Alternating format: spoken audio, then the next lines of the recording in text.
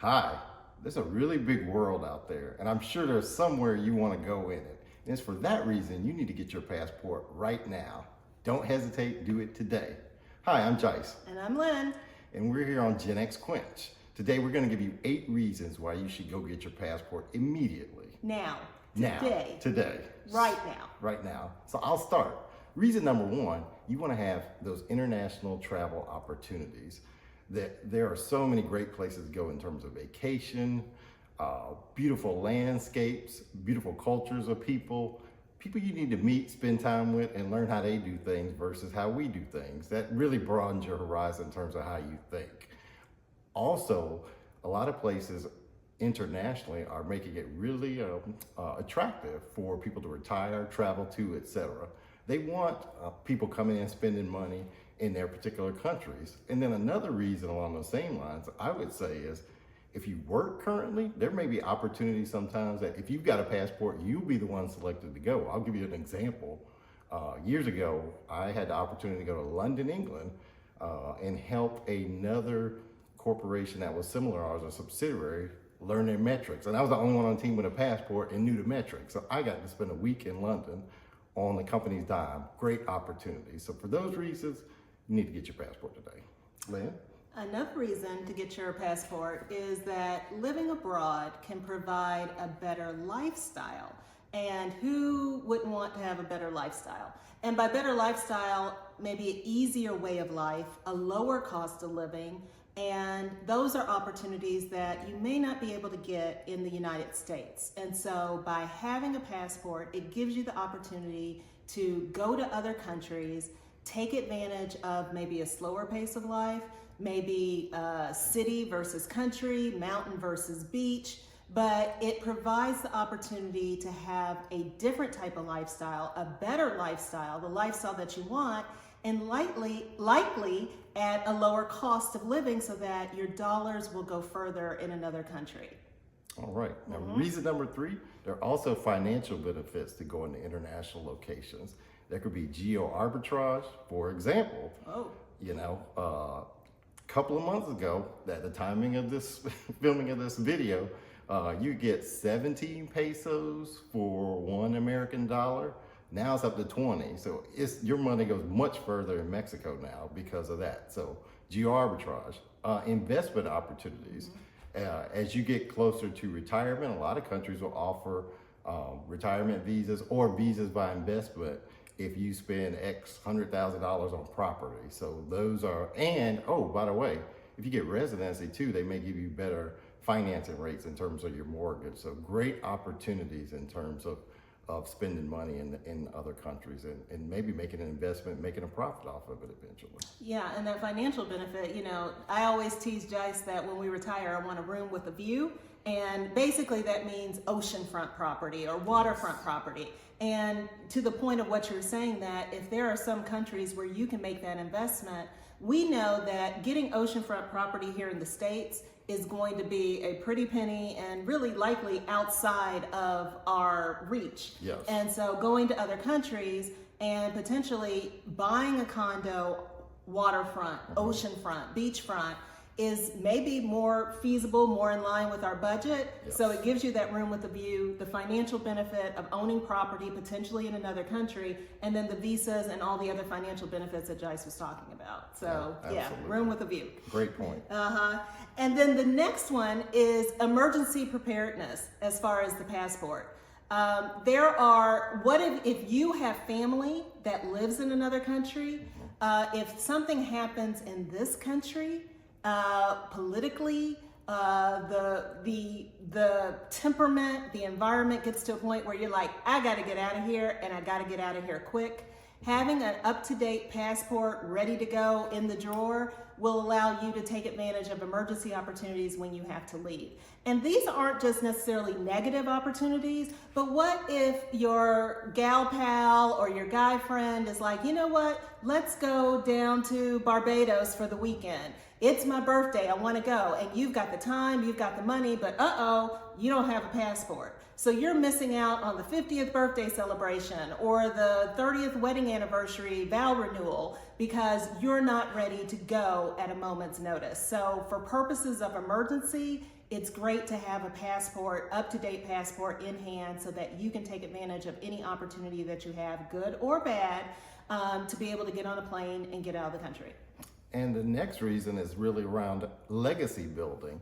For example, if you have a passport, you might inspire a young person in your family, or it could be an older person to also travel and build a legacy, build memories abroad. So that's something. Also, in terms of legacy building, going to another country, if you fall in love with the country, you may decide to move, live there one day.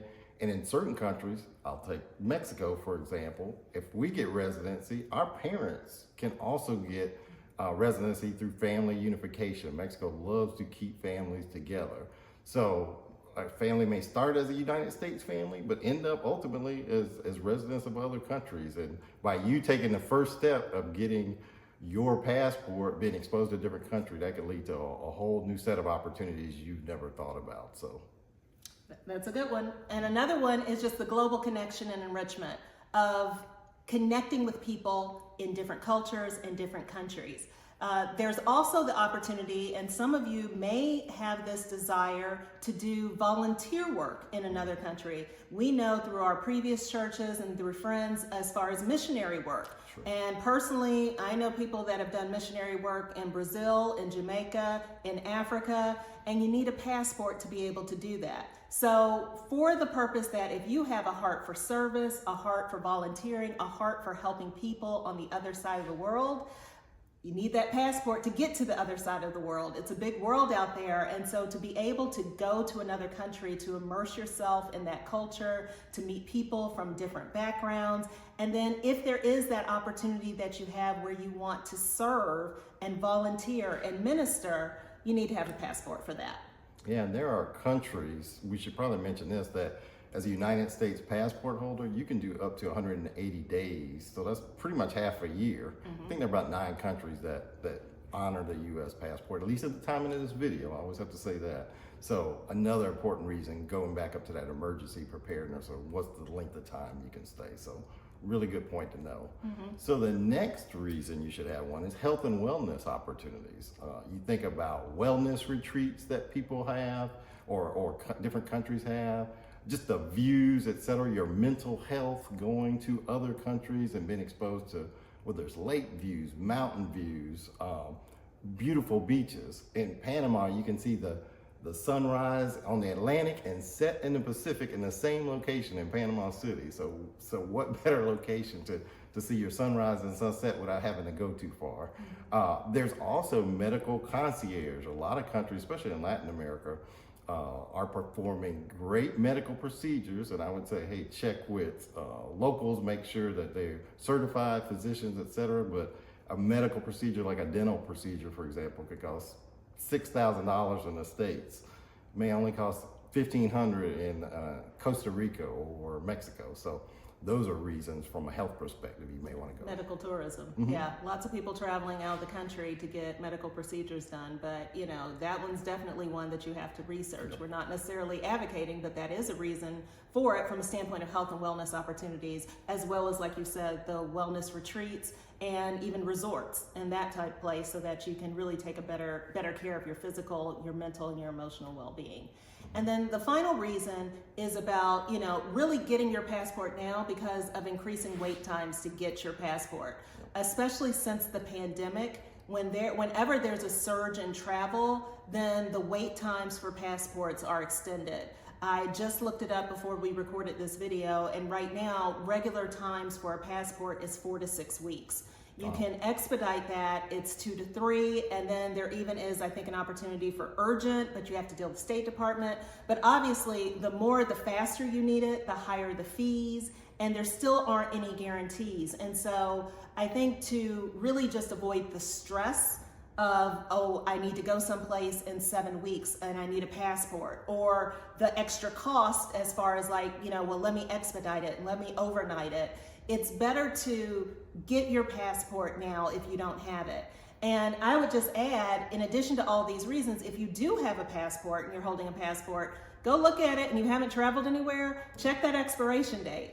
Because a lot of countries, you can't just really travel up to the date of expiration. True. A lot of countries want you to have 90 days, 6 months. 6 months, 180 days left as far as on your passport, so that if you enter the country and something happens, some medical emergency, and you can't leave immediately, your passport's not going to expire while you're there. So let this be a good reminder that if you have a passport, check those expiration dates, and if you don't have a passport, make plans to go online, do the application. I think you probably have to have an appointment at your post office to do it, because there is a process to getting the passport. But let this be a nudge and a reminder that if you don't have one, but you have thoughts of travel for any of those reasons we just discussed, to get your passport now.